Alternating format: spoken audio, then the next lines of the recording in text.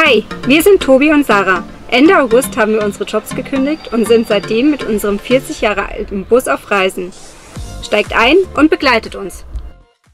Wir sind fast an der Grenze zu Nordmazedonien und wir haben von anderen Reisenden schon gehört, dass sie das komplette Auto ausräumen mussten und alles durchsucht wurde. Ich hoffe, das ist bei uns nicht der Fall. Wir haben so viel Zeug, schon allein die Gewürze alleine und alles. Das ist ja eine Jahresaufgabe, das in unser Auto wieder reinzuräumen. Aber ja, wir müssen uns überraschen lassen, was uns erwartet. Wir sind jetzt kurz hinter der Grenze und die Grenze war überhaupt kein Problem, Gott sei Dank. Die Sarah musste einmal kurz aussteigen, die Schiebetür aufmachen, dann haben 2 Grenzbeamte reingeschaut und der Kommentar war nur, ja, Hotel. Und die Sarah meinte dann nur Campinghotel. Aber sonst Ausreise Albanien, keine Ahnung, das hat nicht mal 3 Minuten gedauert, glaube ich. Und Einreise, da hat sie sich ein bisschen gewundert, warum auf unserem Versicherungsschein kein H hinterm Nummernschild ist und im Fahrzeugschein das H für einen Oldtimer hinterlegt ist.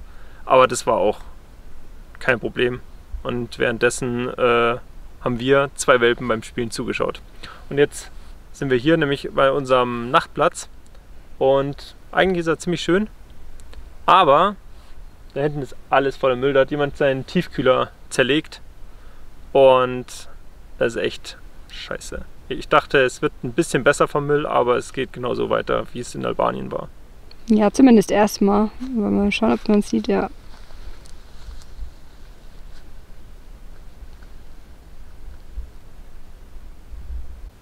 Guten Morgen. Aus Nordmazedonien. Wir haben nicht so tolle Nachrichten und sind etwas genervt, gestresst, gereizt und ja, ist heute nicht so unser Tag oder gestern Abend. Nachdem wir gestern über die Grenze gefahren sind, haben wir jetzt dem Kollegen aus Österreich geschrieben, wann er denn jetzt wirklich nach Nordmazedonien kommt, ob Mittwoch oder Donnerstag, damit wir es entsprechend einplanen können. Gestern war übrigens Montag. Ja. Und daraufhin kam, ja, er schafft es gar nicht. Er wird erst zum 1.12. hier sein, weil sie irgendwie Probleme mit der Werkstatt haben. Genau, und das durchkreuzt alle unsere Pläne. Ja, es ist super sehr nervig. Anstrengend. Also, was machen wir? Bleiben wir hier oder fahren wir nach Griechenland? Aber es ist auch ein bisschen, wir haben noch ein anderes Thema, deswegen müssten wir eigentlich nach Griechenland. Das war alles schon so abgemacht. Ja, das wollten wir danach machen. Genau, das möchten wir jetzt hier noch nicht so erwähnen, aber oder fokussieren. Aber ja. Und jetzt müssen wir halt entsprechend umplanen, weil uns ist eindeutig zu kalt, um hier noch 2 Wochen zu warten, weil wir wollten eigentlich gar nicht viel jetzt im Winter in Nordmazedonien machen. Deshalb fahren wir jetzt heute nach Griechenland und hoffen, dass wir dort Wärme finden, wobei dort soll es sehr viel regnen. Da haben wir bis jetzt, glaube ich, sehr viel Glück gehabt. Ja, wir hatten jetzt, also heute Nacht hat es geregnet, aber auch nicht viel. Leicht. Aber wir hatten bisher, glaube ich, auf der kompletten Reise 3 Regentage. Also bei 2 Monaten auf der Straße ist es echt ein gutes. Und die waren komplett in Montenegro. Ja, stimmt, die waren einfach komplett in Montenegro. Und sonst hatten wir echt sehr viel Glück mit dem Wetter. Genau. Ja, ich meine, heute ist ja wenig nicht so, dass es so super kalt ist, es ist okay. Ja. Aber die nächsten Tage, die Prognose schaut nicht gut aus, also nachts auch mit Minusgraden. Drum Griechenland, willkommen.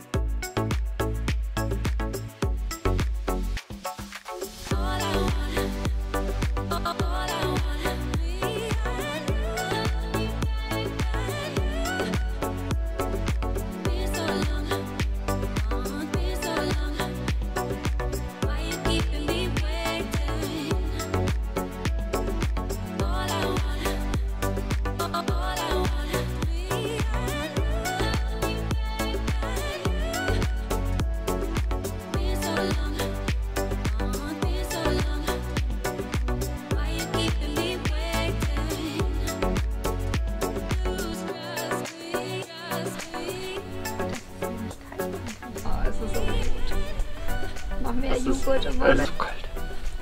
Es ist so Seit Permet sind wir jetzt über die SH75 bis zum Ohrid-See gefahren und dann weiter über die Stadt Ohrid selber auf nordmazedonischer Seite runter nach Griechenland und sind jetzt am Zazari-See angekommen und morgen geht es dann weiter nach Meteora.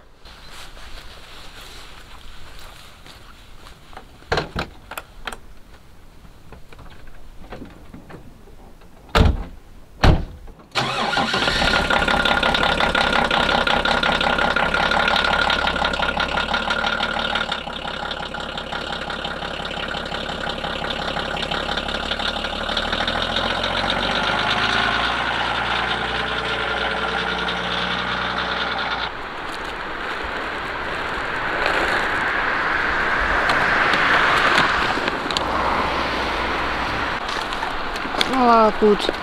Kommt die Mutti. Sehr gut, dann tue ich aber noch was hin, wenn die Mama kommt. Du bist die Mama. Und wer bist du? Du bist der Papa. Und jetzt kommt was, worauf ich mich schon ewig gefreut habe.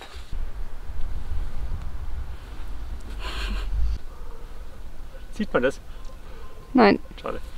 Wir sind mittlerweile schon den 3. Tag in Griechenland und wie man sieht, bei Meteora angekommen.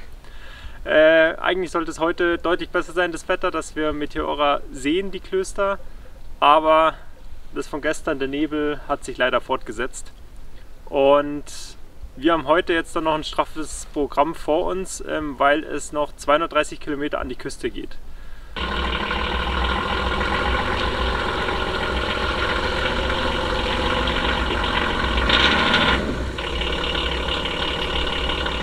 Oh oh.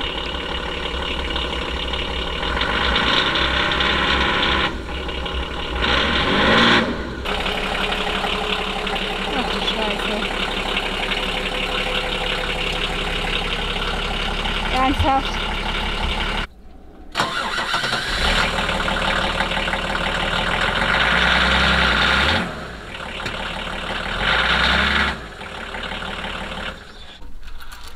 Jetzt können wir sie bei uns selber einsetzen, im Matsch. Juhu, Sand wäre mir lieber gewesen.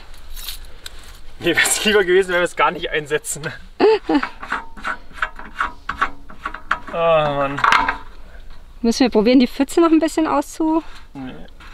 Wir haben ja hinten den Antrieb. Hinten ist nicht tief drin, das ist nur rutschig. Aber du hängst ja vorne, oder? Ja, aber vorne haben wir keine Antriebsräder. Ah, okay. Das Einzige, keine Ahnung, wir hängen, vorne links hängen wir. Vorne voll drin. Ja, theoretisch müssen wir mehr Gewicht hinten drauf kriegen. Was wir auch probieren können, wenn du dich hinten reinstellst, dass hinten einfach ein bisschen mehr... Meinst du, das bringt was? Genau. Nur nicht in Matschfall, bitte.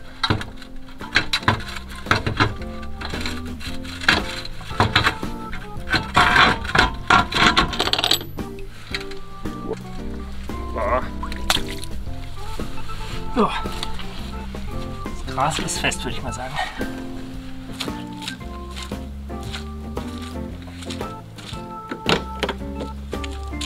Das könnte auch noch schlimmer sein, weil man könnte ja auch das Ganze im Regen haben.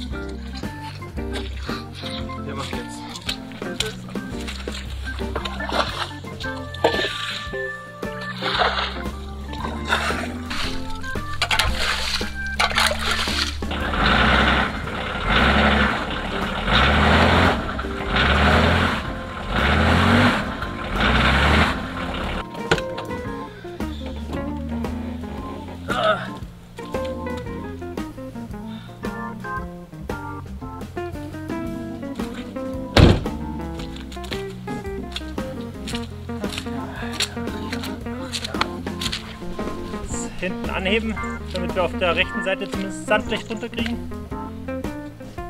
Und dann probieren wir es nochmal.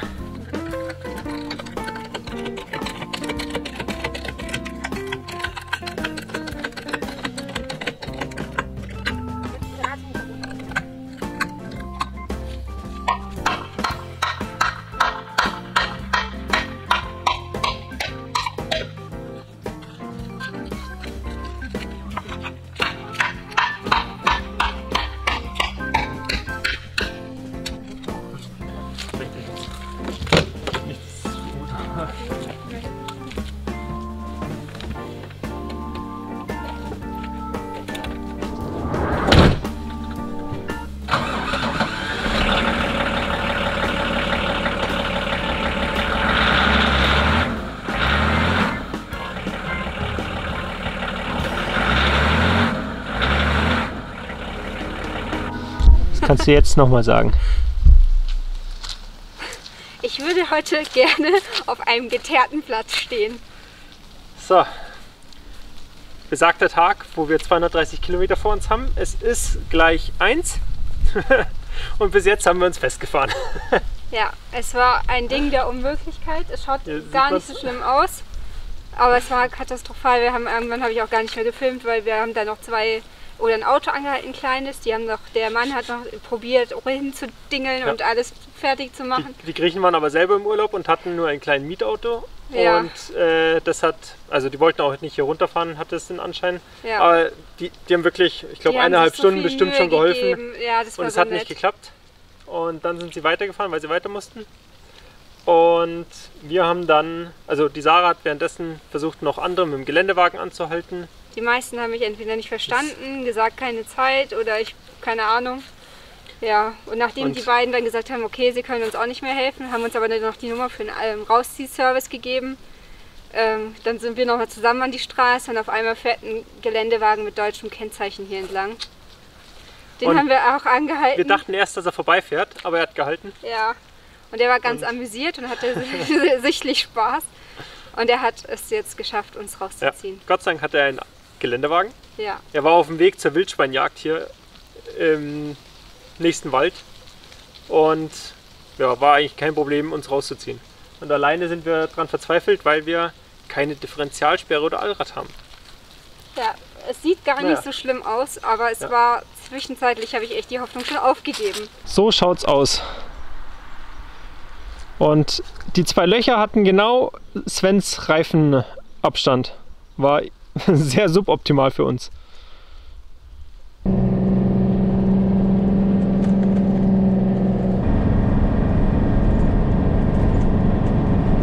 Wenn ihr wissen wollt, wie es weitergeht, dann abonniert den Kanal und begleitet uns auf unserer Reise.